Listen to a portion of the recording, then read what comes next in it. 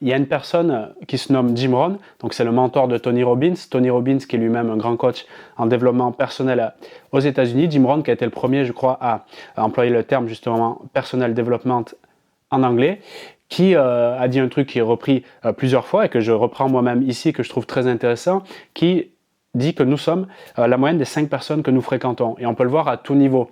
C'est-à-dire, tu peux regarder un groupe de 5 personnes, tu verras qu'au niveau physique, il y aurait une moyenne globalement qui va ressortir. Au niveau, par exemple, du patrimoine financier, tu verras aussi une moyenne. En gros, c'est totalement humain. On va vers des personnes qui nous ressemblent et même si à la base, on va vers des personnes qui ne nous ressemblent pas, on va commencer à les ressembler. Tu vois, on va commencer à faire du mimétisme dans nos façons de voir le monde, de parler, d'agir et donc les résultats que nous allons avoir. Et donc, ton groupe de personnes autour de toi, d'une certaine manière, indique qui tu es ou quelles sont tes aspirations. Pourquoi je te parle de ça? Parce que par rapport à la relation amoureuse, peut-être avec l'homme qui t'intéresse, un point crucial qui permet donc d'ajouter, si tu veux, ta valeur et donc d'avoir une valeur perçue, qui est un concept très important dans la séduction de sa part, une valeur perçue plus élevée, c'est-à-dire l'image qu'il a de toi, tout simplement. Elle peut être augmentée ou diminuée selon le cercle social que tu as, d'accord? Parce que s'il a accès à ton cercle social et d'une manière ou d'une autre, si tu dois créer une relation un peu plus long terme avec lui, il sera très important pour lui, comme de toute manière pour toi, hein, c'est un truc d'ailleurs que tu peux faire assez rapidement, j'imagine. Alors, il y a beaucoup de bruit quand je tourne la vidéo, j'espère que ça ne te gêne pas trop. Des personnes qui font des travaux autour, je vais continuer quand même. Donc, tu évalues consciemment ou non consciemment le cercle social de l'homme qui t'intéresse pour justement te faire une idée de quelle est sa capacité justement à interagir avec le monde et au fond, est-ce que cette personne-là, à un niveau non conscient, pourra me protéger et est-ce qu'il est sécurisant, tu vois? Au niveau de la vision masculine, c'est un peu différent parce que une de ses grandes peurs, c'est l'infidélité sexuelle, c'est-à-dire de se retrouver dans l'idée, dans l'image mentale que sa femme pourra le tromper. Et pour protéger ça, donc globalement, les hommes sont plutôt, généralement, hein, bien sûr, après ça dépend du niveau de confiance, mais on va en parler, sont plutôt, c'est très important, jaloux et possessifs. D'accord? Ça, c'est vraiment le côté grégaire, compétiteur. Je veux ma femme et il n'y a personne qui y touche. Il y a ce truc-là. C'est un peu le côté alpha de l'homme, si tu veux. Mais même ceux qui sont plutôt réservés, tranquilles et qui n'ont pas trop la force physique ont quand même ce truc ancré en eux.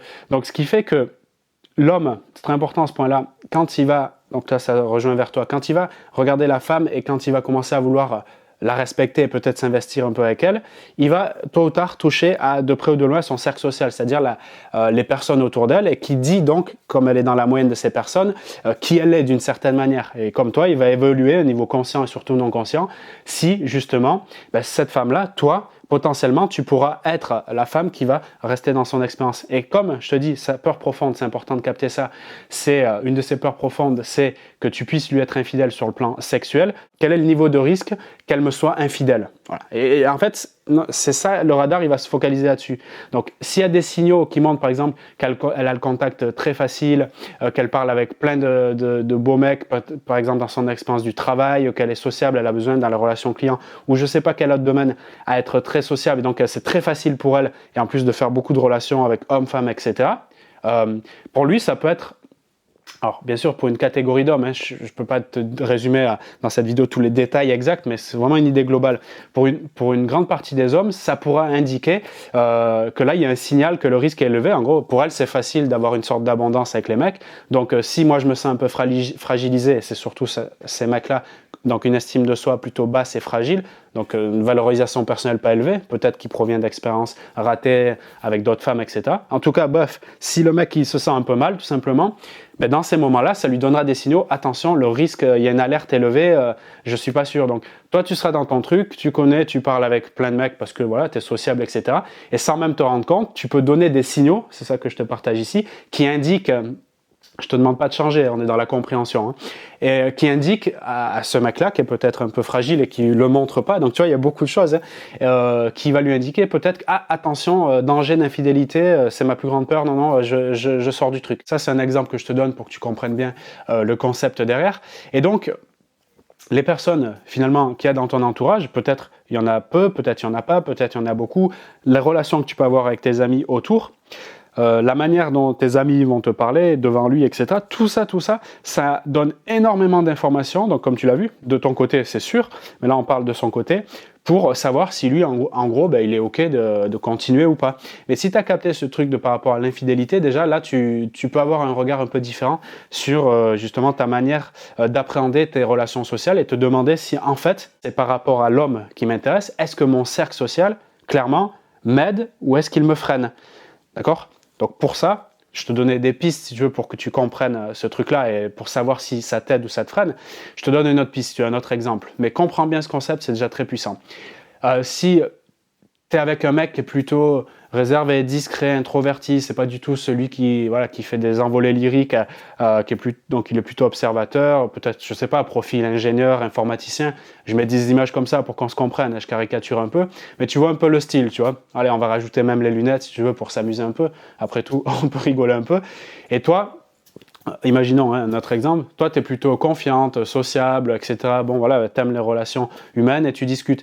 Eh bien, dans ce profil-là, surtout si lui, il a confiance en ce qu'il sait mettre en place dans son travail, etc., il est plutôt à l'aise avec lui-même, eh bien, dans ce format-là, ton cercle social et ta capacité même à commander au restaurant alors que lui, il est plutôt réservé, ça peut être un atout très puissant parce que lui, si tu veux, il y a un certain manquement dans les communications, expression orale et tout qui peut-être vivre et à ce moment-là, toi, il va aspirer ton énergie plutôt lumineuse et j'ai vu plein de profils comme ça, j'ai même des amis personnels qui sont dans ce cas-là, donc je peux vraiment le témoigner, qui se diront, bah, tiens, à son contact, moi, c'est OK.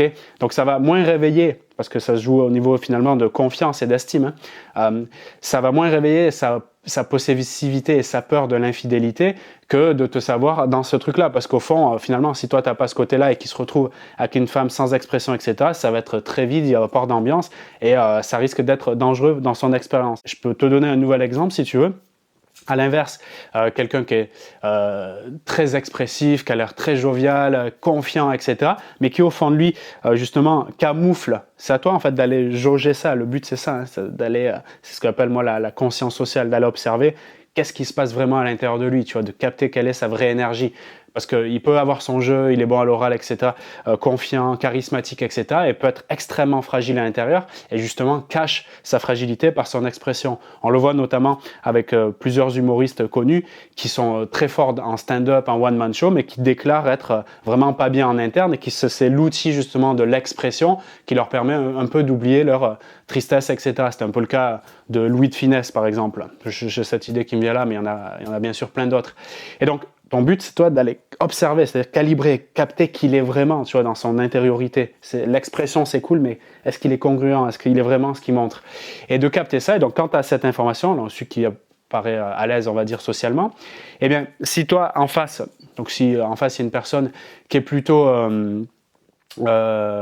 sociable, etc., comme lui, etc., qui sait parler bien au mec, etc., eh bien, mine de rien, malgré cette confiance et tout, là, ça peut activer certaines peurs de jalousie, possessivité, qui fait que par rapport à ton groupe social, où voilà, tu animes un peu le truc et tout, eh bien, lui, il peut se dire, oh, là, j'ai peur et je renonce. Et du coup, ce type de profil, avec le verbe facile, mais à l'intérieur en manque de confiance, préféreront, et j'ai remarqué, des femmes qui ont un groupe social plutôt restreint, réservé, voire même, j'ai presque envie de dire, ça arrive dans pas mal de cas, limite qui n'a pas d'amis, qui est tranquille, même si de long terme, je suis pas sûr que ça soit un grand avantage, mais en tout cas, dans l'entrée à la relation, il sera favorisé de savoir que c'est plus difficile pour toi d'avoir le contact facile, etc. Comme ça, il y a moins le risque de l'infidélité potentielle et de te perdre parce qu'il en est sécurité interne. Donc, tu l'as vu, tout dépend de la personnalité du mec, de son niveau de sécurité interne, donc son niveau d'amour propre et de confiance en lui. Et tout ça va... si tu veux, ça va lui permettre de filtrer le monde différemment, il va percevoir le monde différemment, et ce qui va lui permettre de savoir si, selon ton niveau d'aisance sociale et le cercle social que tu as autour de toi, si c'est favorable ou pas pour augmenter ta valeur perçue ou pour la diminuer, dit autrement, de vouloir s'investir dans la relation avec toi. Donc, tes amis, au moment où je te parle, tes amis et peut-être ceux que tu vas créer, à toi de voir, tes nouveaux cercles sociaux, c'est un vrai outil de séduction. Donc, pose-toi vraiment la question avec l'homme qui t'intéresse. Est-ce que mon cercle social me sert ou me dessert? Si tu as l'impression qu'il te dessert et que c'est pas favorable, ou si tu as l'impression qu'à chaque fois que tu parles à tes copines, tu te sens pas vraiment nourri de l'intérieur, regarde la description de cette vidéo. Je te rappelle que pour l'offre que j'appelle spéciale déconfinement, parce que oui, on va enfin se remettre en relation avec les autres de manière physique, même s'il y aura un peu de distance. Bref, on verra comment ça va évoluer. Il va falloir se mettre en contact, il va falloir avoir, selon moi, des contacts de qualité, parce que si on a envie de grandir, pas simplement sur notre esprit, mais sur notre capacité à vivre des émotions positives et physiquement s'activer de manière à se réunir et à être joyeux, il est indispensable, même sans penser de la relation amoureuse, d'avoir un cercle social de qualité, enrichissant. Et si tu as envie justement d'aller dans cette dimension, regarde la description, encore une fois, de cette vidéo pour accéder au pack social dans les meilleures conditions au moment où je publie cette vidéo, c'est-à-dire terminé ce soir à 23h59. C'est un pack avec 2 formations en ligne complètes, donc contact facile pour les timides et les introvertis, et cercle social stable et durable. Donc tout est en description. Si tu arrives après le dimanche 19 mars à 23h59, rassure-toi, tu as d'autres ressources toujours en description de la vidéo, notamment avec des accompagnements coaching personnalisés et sur mesure. Tout ça est disponible en dessous de la vidéo. Sur ce, je te laisse et te donne rendez-vous pour de nouvelles vidéos, de nouveaux accompagnements. Salut à toi.